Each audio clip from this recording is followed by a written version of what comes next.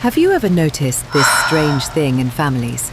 That some people are protected because they seem fragile, while others are quietly ignored simply because they always look like they can handle everything.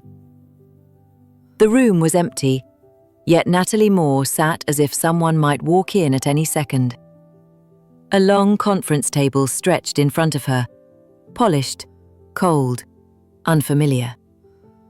On it lay a stack of papers stamped with legal language she never expected to see next to her name. Her phone buzzed once, then went silent. And in that quiet, a voice she had heard her entire life returned, gentle and dismissive at the same time. "You're fine, Natalie. You've always been fine." That sentence followed her, pulling her backward into memories she rarely allowed herself to linger on. Natalie grew up as the younger daughter in a family that believed strength was invisible. Her older sister Claire cried easily, worried often, and needed reassurance like oxygen. Natalie, on the other hand, learned early how to swallow disappointment. When Claire struggled, the house paused. When Natalie struggled, it barely noticed. When Claire needed help with tuition, her parents rearranged finances. When Natalie needed a laptop for college, she took on extra shifts and told herself it was better this way. When Claire felt overwhelmed, the family gathered around her. When Natalie felt overwhelmed, she stayed quiet, convinced that silence was maturity. Their mother used to say it with a soft smile, as if it were a compliment. "Your sister needs us more. You're stronger." Over time, Natalie began to believe that strength meant not asking, not expecting, and never being the reason the family felt uncomfortable. Years later, that belief shaped everything she became. Natalie built her company, Blue Haven Collective, from a rented room with unreliable Wi-Fi and a desk that wobbled if you leaned on it too hard. She worked through weekends, holidays, and exhaustion. When success finally came, it didn't feel like luck. It felt earned. Her family celebrated her achievements, but from a safe distance. Pride, yes, but never dependence. That space between support and involvement felt intentional, though Natalie couldn't yet name why. The first time she truly needed help, it came wrapped in familiarity. The bank hesitated. The numbers were strong, but Natalie lacked the kind of history lenders trusted. Her mother stepped in without hesitation, offering to stand as the legal name on certain documents. "It's just temporary," she said. "You know I trust you. This is only to help you move forward." Natalie hesitated for only a moment. Trust was easy when it came from family. She signed, believing she was accepting help, not handing over control. Sitting alone in that conference room now, Natalie replayed those moments with a different clarity. She realized something unsettling. Not that her family had suddenly changed, but that they had always been this way. They didn't choose her because she was strong. They chose her because she wouldn't resist. As the lights hummed softly above her, Natalie exhaled, unaware that this was only the beginning. She didn't yet know how much she would lose, or how deeply the wound would cut. She only knew that the role she had played her entire life was about to cost her more than silence ever had. And this wasn't one of those simple revenge stories where anger arrives quickly and justice follows cleanly. This was something slower, heavier, and far more personal, about a woman who had spent her life being fine and was finally about to ask what that had truly cost her. By the time Natalie left that empty conference room, one truth had settled heavily in her chest. The role she had played all her life was no longer invisible. It was written into contracts now, into signatures that carried weight and consequences. And the more she thought about it, the clearer it became that nothing in her family had ever been accidental. Blue Haven Collective grew faster than Natalie expected. Clients came through referrals, then through reputation. What started as a survival plan became a real company with employees who trusted her decisions and livelihoods that depended on her steadiness. Natalie worked harder than ever, driven by the quiet fear that if she slowed down, everything might collapse. At home, the family's tone shifted. Her parents began asking questions they had never asked before, about revenue, about projections, about long-term plans. It sounded like concern, but it felt different, calculated, measured. Her mother, Linda, started keeping copies of documents Natalie didn't remember handing over. When Natalie asked about it, Linda smiled and brushed it aside. "It's just organization," she said. "You're busy. Let me handle the boring parts." Claire appeared more often too, sitting in on dinners with opinions about branding and strategy she had never shown interest in before. She framed every suggestion as support, but there was an ease in the way the family listened to her that Natalie couldn't ignore. "You should consider slowing down," Claire once said gently. "You look tired." Natalie laughed it off. She had been tired for years. That wasn't new. What was new was the sense that decisions were being discussed around her instead of with her. Small ones at first. A delayed hire. A meeting rescheduled without her input. Each time Natalie raised a concern, the answer came back wrapped in familiarity. "We're just helping," her father said. "You trust us, right?" And she did. Or at least, she thought she did. One evening, as Natalie walked past the kitchen, she heard her mother on the phone. Linda's voice was low, careful, the kind she used when she didn't want to be overheard. "She can handle it," Linda said. "She always does." Natalie froze, her hand hovering in midair. There was a pause, then Linda continued. "Claire needs stability right now. We can't let this affect the kids." Natalie didn't step into the room.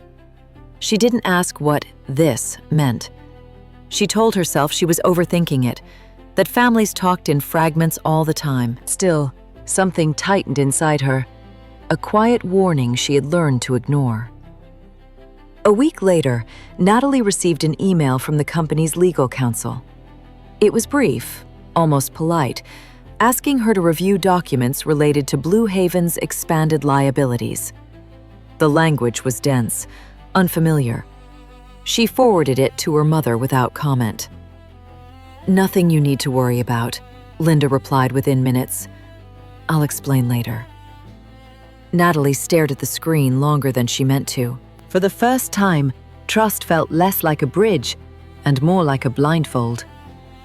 At dinner that night, Claire spoke animatedly about future plans, about growth, about responsibility, about how important it was to protect the family's image. Natalie listened, feeling oddly distant from her own company. When she finally spoke, her voice was calm, but something underneath it had shifted. "I'd like to be included in these conversations," she said. The table went quiet. Her mother reached for her hand, squeezing it gently. "Of course, sweetheart. Don't be sensitive. We're all on the same side." Natalie nodded, because that was what she had always done. But as she drove home later, she realized the tension from that conference room hadn't left her at all. It had simply followed her back into the place she once believed was safest. And somewhere between family loyalty and unspoken expectations, Natalie began to sense that the company she built was no longer just hers, and that the cost of always being fine was about to become painfully clear. The tension Natalie carried home from dinner didn't fade with time. It settled into her routines, into the pauses between emails, and the way her phone felt heavier in her hand. Conversations that once felt casual now carried an edge, as if every word had been rehearsed somewhere she wasn't invited to. When her mother called a family dinner the following Sunday, Natalie already knew it wasn't about food. They gathered at the same long table they had used for years, the one where birthdays were celebrated and arguments quietly buried. Plates were passed, small talk floated around harmlessly, and for a brief moment, Natalie wondered if she had imagined the shift entirely. Then her mother cleared her throat. "I want us to talk about the future," Linda said, folding her hands together. "About Blue Haven." Natalie straightened in her chair. Across from her, Claire smiled politely, eyes lowered, the picture of humility. Linda continued, her voice steady and warm. "The company has grown so much. It's not just about talent anymore. It's about stability, responsibility, family." Natalie waited, a familiar tightness forming in her chest. "We think it would be best if Claire stepped into a leadership role," Linda said. "She understands what's at stake now, especially with children involved." The words landed softly, but the impact was sharp.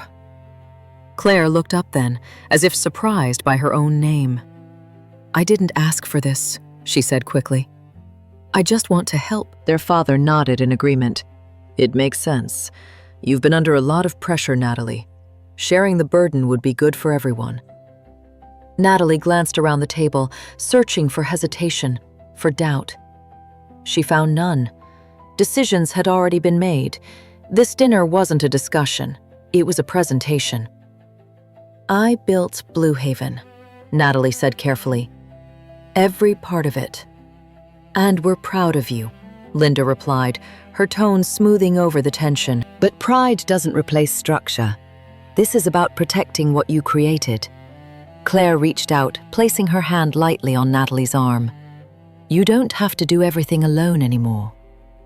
It was the same sentence Natalie had heard her whole life, only now it felt less like comfort and more like confinement. She pulled her arm back gently. "So where does that leave me?" The silence that followed was brief, but heavy. "You're still the heart of the company," her father said. "Nothing changes." But everything already had. Natalie realized then how power worked in her family. It didn't raise its voice. It didn't argue. It simply moved forward, assuming compliance.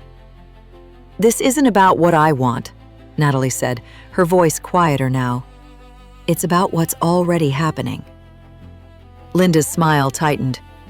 "Don't be dramatic. We're thinking long-term." For the first time, Natalie felt something crack. Not loudly, but deep enough to matter. She stood slowly, pushing her chair back. "If this has already been decided," she said, "then I don't belong at this table." Claire looked stricken. Linda reached for her again, but Natalie stepped away.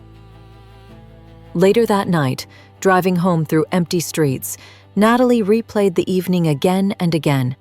It wasn't anger that stayed with her. It was clarity. The unsettling understanding that her role had never been leadership. It had been availability. Someone else had already taken her seat, and she had been expected to move without protest. As the house lights disappeared in her rearview mirror, Natalie understood something she had avoided for years. The family wasn't asking her to share power. They were teaching her, calmly and confidently, how easily it could be taken away.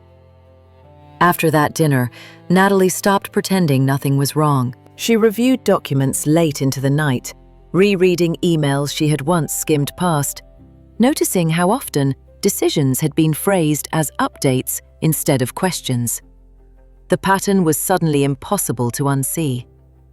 Still, she didn't expect the truth to come the way it did. Cold, public, and irreversible. The call came on a Wednesday morning, a formal request from the company's legal counsel, asking her to attend a meeting regarding Blue Haven's financial exposure. The tone was neutral, almost courteous, which somehow made it worse. The conference room was larger than the one she had sat in days earlier. This time, it wasn't empty. Attorneys lined one side of the table. A representative from a partner firm sat across from her, eyes distant, already convinced of her guilt. Natalie listened as terms were explained. Liabilities, guarantees, obligations tied to her name. Then came the part that drained the air from the room. Blue Haven had been used as collateral, not for growth, not for expansion, but to shield Claire from the consequences of a financial misstep that could have destroyed her reputation and jeopardized her family's stability. The risk had been quietly transferred, signed away in documents Natalie had trusted others to manage. "You're listed as the responsible party," one of the lawyers said. "As CEO, the burden falls on you."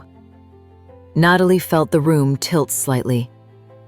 "I never agreed to this." The response was calm, practiced. "The signatures are valid." By the time she left the meeting, the humiliation had settled into something heavier than shock. It followed her to her car, into the silence where denial no longer worked. She drove straight to her parents' house. Linda didn't deny it. She didn't even look surprised. She listened as Natalie spoke, voice trembling despite her effort to stay composed. "You knew," Natalie said. "All of you knew." Linda sighed, as if the conversation had been delayed too long. "We didn't have a choice." Claire stood behind her, arms folded, eyes glossy but steady. "I was in trouble," she said quietly. "The kids—" "I know," Natalie interrupted. "I've always known." Her father spoke then, carefully. "You're stronger. You could handle it." The words landed harder than any accusation. "So that's it?" Natalie asked. "You decided I'd be the one to take the fall?" Linda stepped closer. "It's temporary. Once things settle, we'll fix it." Natalie laughed once, sharp and hollow. "You already fixed it, just not for me." They offered solutions that weren't solutions. Returning to the company without pay, letting things stay quiet, sacrificing a little longer for the sake of peace. That was when Natalie understood the final truth. This wasn't a mistake. It was a calculation. She left without raising her voice. In the car, the tears came fast and unexpected, blurring the road ahead. She cried not just for what they had done, but for how easily they had done it, how naturally they had chosen her. By the time she reached home, something inside her had shifted. The pain was still there, sharp and undeniable, but beneath it was a boundary forming, fragile but real. Natalie had reached the limit of what endurance could justify, and for the first time in her life, she knew that staying silent would cost her everything. Natalie didn't sleep that night, not because she was panicking, but because something inside her refused to go back to the shape it had been before. The tears from the car were gone, replaced by a sharp, steady clarity that felt unfamiliar and oddly calm. At 4 a.m, she opened her laptop. For years, she had avoided digging too deeply into the legal structure of Blue Haven. She'd trusted the system because it wore familiar faces. Now, she read everything. Every operating agreement, every amendment, every email thread where words like temporary, just procedural, and for simplicity had been used to quietly reroute power and responsibility. Patterns emerged fast once she stopped looking away. The collateral arrangement hadn't been a last-minute decision. It had been planned months earlier, timed around Claire's failing division and a looming audit that could have ended her career. Natalie saw emails between advisors discussing minimizing exposure and placing operational accountability where it already exists. That phrase came up more than once. Operational accountability. Her.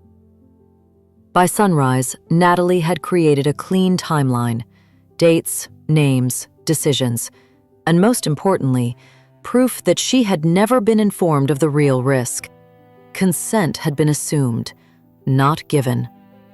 She called an attorney that morning, not the firm her mother recommended, someone independent, someone who didn't know her family name. The lawyer listened without interrupting. When Natalie finished, there was a pause on the line. "You're not trapped," the woman said finally.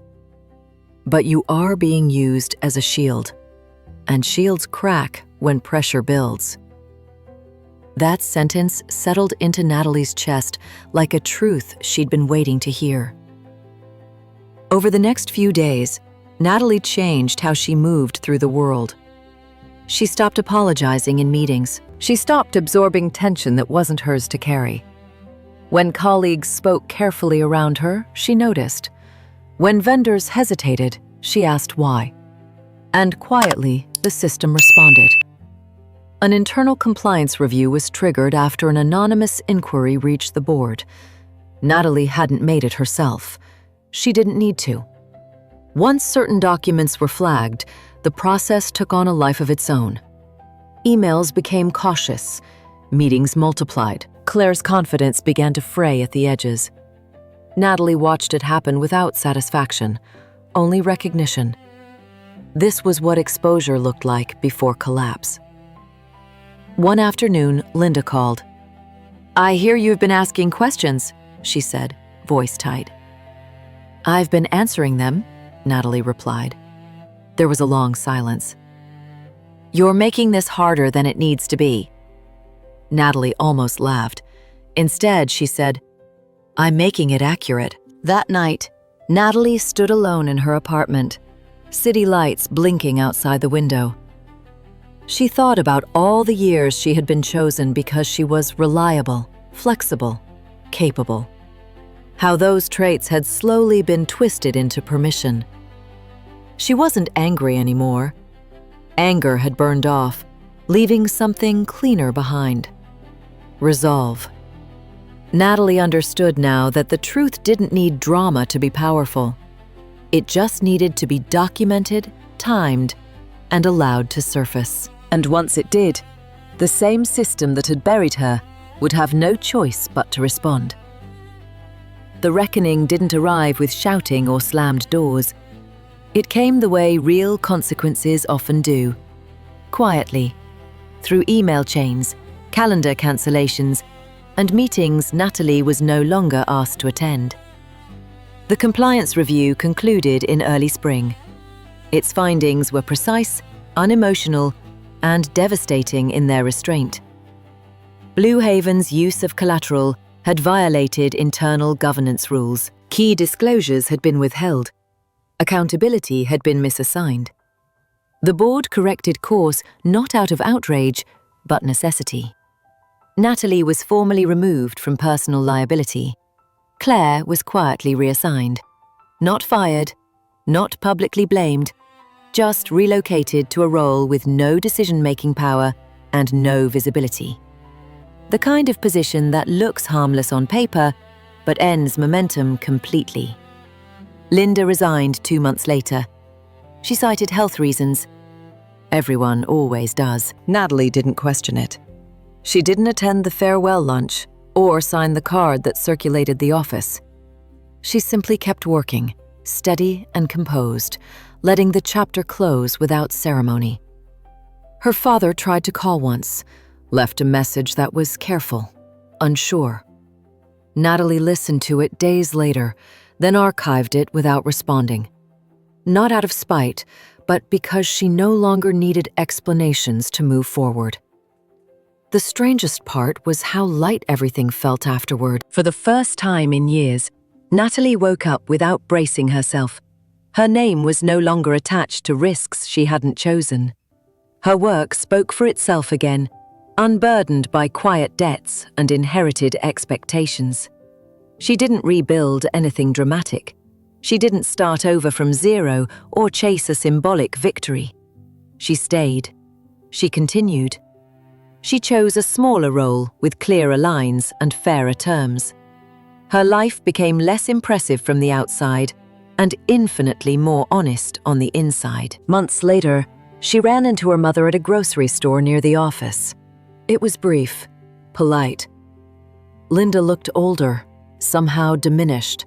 like someone who had misjudged the cost of a single decision. "I never meant to hurt you," Linda said, eyes down. Natalie believed her, and that was the problem. Intent had never protected her before. "I know," Natalie replied. "But you did." They stood there a moment longer, then went their separate ways down opposite aisles. No resolution, no forgiveness scene, just truth, acknowledged and left where it belonged. On a quiet Sunday morning, Natalie walked along the river, coffee in hand, phone tucked away. The city moved around her, indifferent and alive. She thought about how often people mistake endurance for obligation, how easily love gets confused with surrender. Walking away hadn't made her stronger. Choosing herself had. If there was justice in the story, it wasn't loud.